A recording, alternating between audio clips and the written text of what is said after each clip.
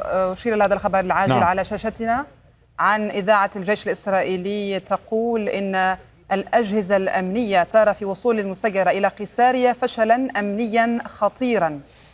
إذن إذاعة الجيش الإسرائيلي عن مصدر عسكري تقول إذا أجهزة الأمن ترى في وصول المسيرة إلى قيساريا فشلا ذريعا. وفي عاجل آخر عن الجيش الإسرائيلي إطلاق النار على فلسطيني صدم بمركبته سيارة شرطة عند مدخل مستوطنة عفرة شمال رام الله. وهذه صور أولية وصلتنا قبل قليل من رام الله لموقع الحادث وأيضا للاصطدام الذي حدث.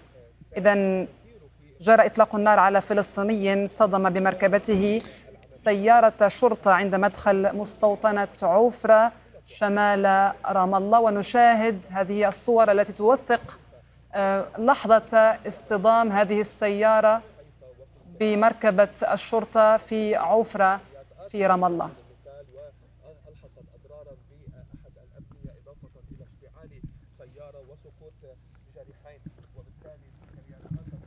ما زلنا في متابعة هذه الصور وصلتنا من رام الله قبل قليل توثق لحظة اصطدام سيارة فيما يبدو لفلسطيني جرى إطلاق النار عليه بمركبة شرطة في منطقة أو في مستوطنة عفرة شمال رام الله.